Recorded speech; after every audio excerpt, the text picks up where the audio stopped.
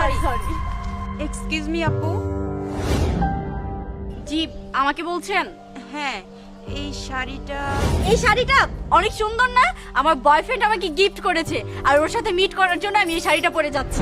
আচ্ছা আপু, আপনার বয়ফ্রেন্ডের নামটা কি আমি জানতে পারি? অবভিয়াসলি, কেন না? ওর নাম রাসেল। রাসেল? রাসেল? রাসেল, কোথায় যাচ্ছ তুমি? কেন, তোমাকে বললাম না যে মিটিং আছে? মিটিং এ পাঞ্জাবি পরে?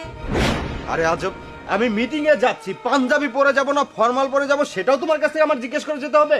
আরে ওইটা তো বলছি না, এই পাঞ্জাবির সাথে তো মনে হয় শাড়িও আছে, তাই না? কেন শাড়ি থাকবে? আমি এটা সিঙ্গেল কিনেছি, কেন শাড়ি থাকবে? আর শাড়ি থাকলে তোমাকে দিতাম না?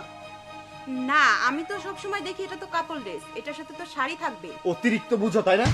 একটু বেশি বুঝবে না, কথাটা বলে রাখলাম। যাও রুমে যাও। এত রাগ করার কারণটা কি? কি হলো আপু, কি ভাবছেন আপনি? আচ্ছা আপু, দেখুন তো এই ছেলেটা কিনা। হ্যাঁ, এটাই তো আমার বয়ফ্রেন্ড।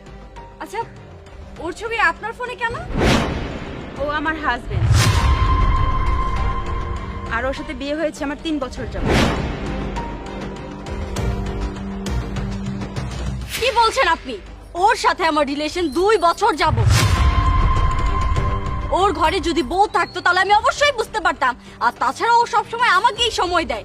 আচ্ছা, আপনি কি আমার সাথে মস্করা করছেন? বুঝতে পেরেছি, বড়লোক ছেলে দেখেছেন আর টাকা হাতিয়ে না ধান্দা করছেন, তাই না? এইসব বাটপারি করার কারণে না আপনাকে আমি পুলিশে দিব, বুঝতে পেরেছেন? দেখো আপু, আমি যদি তোমার জায়গায় থাকতাম ঠিক আমিও এই রিয়েটটাই করতাম, কিন্তু সত্যি ও আমার হাজবেন্ড। আমি জানি না ও কেমন করে তোমার সাথে 2 বছর যাবত রিলেশন আছে। ও আমাকেও ঠকিয়েছে, তোমাকেও ঠকাচ্ছে। তোমার যদি আমার কথা বিশ্বাস না হয়, ও কোথায় আছে এখন? ও আমার জন্য পার্কে ওয়েট করছে। আচ্ছা, আমি আগে যাবো ওই জায়গায়, তুমি আমাকে ফলো করো। ঠিক আছে, আপনার কথা যদি মিথ্যা হয় তাহলে আপনাকে আমি ছাড়বো না। আসুন আপনি আমার সাথে। রাসেল, তুমি এখানে কি করছো? তুমি না বলেছো তোমার অফিসে মিটিং আছে? আরে সেটাই তো, আমি যার সাথে মিটিং করব উনি আমাকে এখানে আসতে বলছে। তুমি এখানে কেন?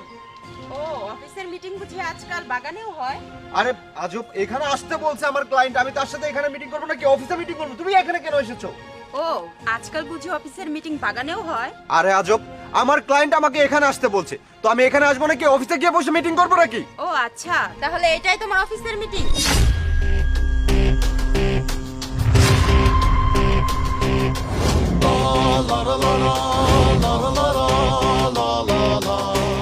এই মেয়েটাকে আরে আমি তোকে চিনিই না।